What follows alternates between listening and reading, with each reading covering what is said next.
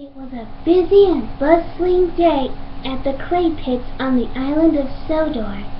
Thomas was there helping out while a bridge on his branch line was being repaired. He liked working at the pits, but those troublesome engines, Bill and Ben, kept playing tricks on him. There was no time for tricks that day, though. A friendly engine named Timothy warned everybody that rain might be coming. And if it starts to rain, these clay walls will get really unstable. We'd best be careful today. That afternoon, dark clouds filled the sky and cold rain started to fall. As Thomas cautiously rolled down some slippery tracks, the clay wall next to him began to drip and ooze.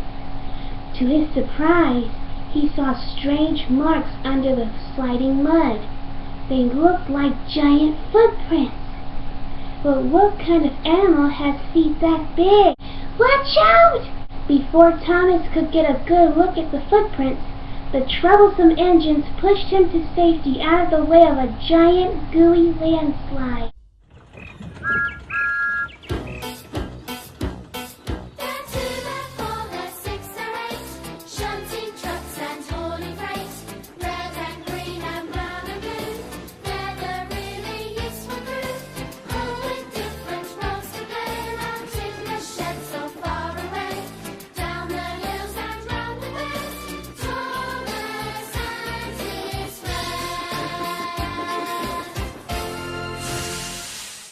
Tale of the Brave. The next morning, Sir Topham Hatt addressed the engines at the shunting yard. Bill and Ben are best known for playing tricks on other engines, but by rescuing Thomas from yesterday's landslide, they have proven that they are really useful engines. All the engines peeped happily, then rolled off to work. But Thomas couldn't stop thinking about the footprints. Thomas returned to the clay pits, but he couldn't see the footprints. The tracks were closed and covered with mud. Later, at Brendam Docks, Thomas told Percy about the footprints. I don't know what could have made them. They were bigger than any animal on Sodor. Do you mean they're from a monster? Don't be silly, Percy. There's no such thing as monsters. For the rest of the day, Percy couldn't stop thinking about monsters. He didn't want to see anything scary. But later, as he came to the top of a hill, he did see a strange shape in the distance. What's that? I hope it's not a monster! Percy reversed and raced backwards all the way to the docks. It's the monster from the clay pits! Percy whistled as he barreled into the docks. Everyone watched as something rumbled down the rails. That be no monster. That be an engine. I don't usually get mistaken for a monster. Mind you, they do call me Gator. It seems they think my long water tank makes me look like an alligator. Percy felt very sick for thinking the new engine was a monster. Everywhere Percy went that night, he thought he saw strange creatures. Old trees and haystacks became monsters with clutching claws. Fluttering laundry on a clothesline looked like ghosts. Percy was so scared he didn't even deliver the mail. He asked Thomas to pull the mail trucks. Thomas agreed to do it for one night only. The next morning, Thomas learned that the bridge on his branch line was open again. He was happy to go back to his usual work. But James was unhappy. It's not fair. Thomas gets to pull coaches, and a fine engine like myself is sent to haul junk. As James rolled off in a grumpy mood, he saw Percy. Hello, Skinny Engine. Seen any monsters lately? You can tease all you want, but Thomas saw giant footprints at the clay pits. Puffin' nonsense, as he rolled to the scrapyard.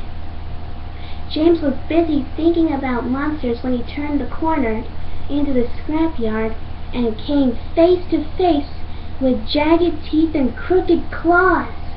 No! Help! Hello, mate. Looks like that scrap gave you a fright. James realized it was only a pile of old gears and broken metal in front of him. I'm not scared of some broken old machines. Down at the docks, Percy was pleasantly surprised to find Gator waiting in a siding. What are you doing here? I'm heading to a new job. Unfortunately, my ship has been delayed. I have to wait until a new one can be found. At least you don't have to worry about sea monsters.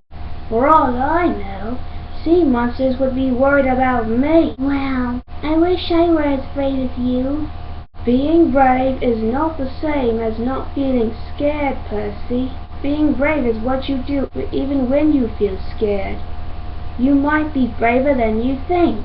Inspired by Gator's words, Percy decided to be brave and pull the mail trucks all by himself that night. Gator is right. I can be brave. Grumpy James was not nearly as happy. He needed to haul the flying kipper, which was full of fresh fish. As he rounded a bend in the woods, he saw a large shadowy shape. He didn't realize it was only Gator. His whistle screaming, James raced away. He was so frightened that he missed a red signal and jumped off the rails into a pond. James was very embarrassed when that Rocky had to hoist him out of the pond.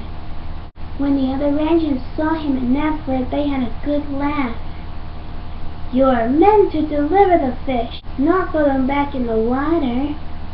James didn't like these jokes one bit. He'd show everyone that Percy was the real scaredy engine, not him. That night, as Percy was delivering the mail, he saw something unusual on the tracks. Something big. This definitely wasn't a haystack or a funny-looking engine. It groaned and flashed, its big teeth in the moonlight. Percy didn't want to be brave anymore. He dropped his mail trucks and raced back to the sheds as fast as his little wheels could carry him. The monster! Percy whistled as he rolled into the sheds. I really saw it! None of the other engines believed him. You probably saw another haystack. Percy was desperately to Thomas. Tell them there really are monsters on Sodor.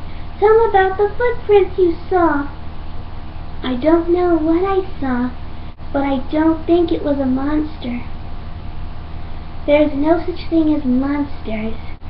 Never was and never will be. Admit it, Percy. You're just a scaredy engine. But James, you got a fright when you saw Gator. No, I didn't. I just missed a signal in the dark.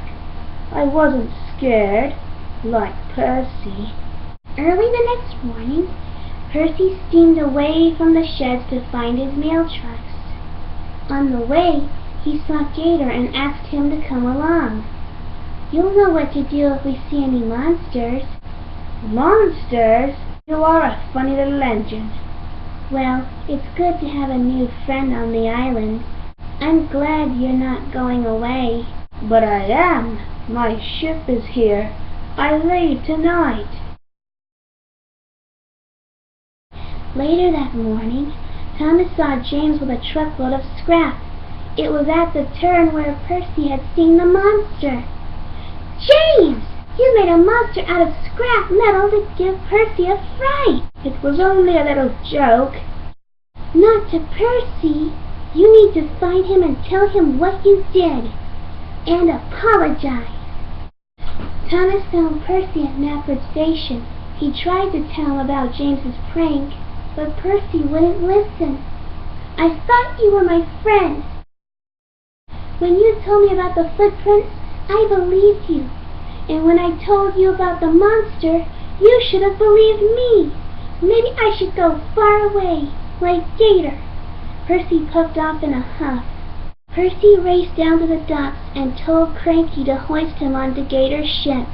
"Are you sure Sir Topham had wants you on this ship?" "Yes, I'm going to work far away like Gator." Percy was loaded onto the deck of the ship. It wasn't long before Gator was lowered next to him. "I'm going to work in a faraway land. I'll show everyone how brave I can be." Gator thought for a moment. "But running away from your problems is not very brave, Percy." Gator's ship was just leaving when Thomas reached the docks. "Cranky, you have to stop that ship! It's an emergency!" Cranky swung his hook and caught the ship's rail. His heavy chain rattled and strained as the great boat tried to pull away. The force was too great for Cranky. He started to tip over. Creak! Workmen on the ship tried to knock the hook loose with sledgehammers. Luckily, the captain was able to stop the ship before Cranky was pulled off the dock. Oh, what a relief. "Percy, come down! You can't leave. I'm sorry I didn't believe you." "Percy's not here. I unloaded him half an hour ago." Thomas could think of only one other place where Percy might go. "If I can find the footprints, it will prove the monster is real," he thought. "Then everyone will know how brave I am." At that moment, James rolled up. He started to apologize, but Percy interrupted him. "I'm braver than you'll ever be."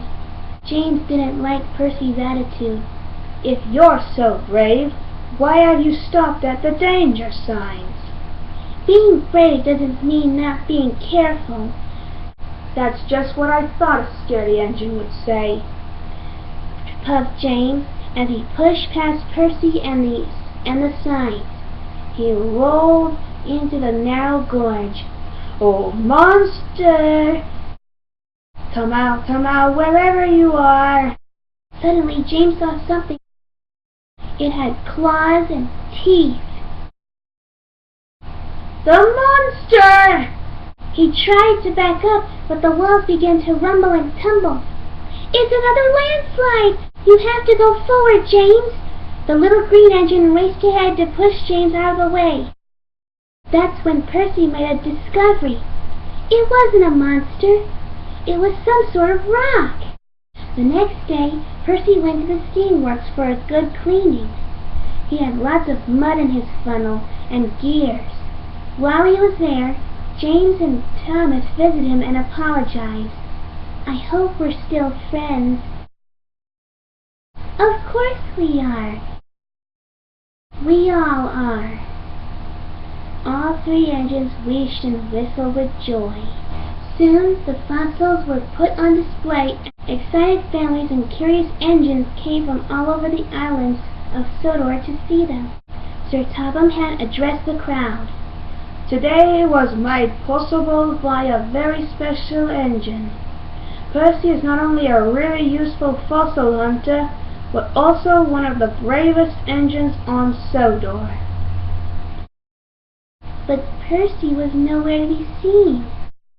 Percy was at Brendam Dock saying goodbye to Gator. Gator's ship was ready to depart again. As it steamed into the distance, Thomas and Percy pulled up alongside Percy. "I guess you have to be brave to say goodbye to someone, too." "Did Gator say that?" "No, but he did say something else wise," Percy puffed, and his two friends rolled in closer to hear. "He said not to let James near any ponds or fish again." Even James thought that was a funny joke. The three engines giggled and whistled with joy. The end.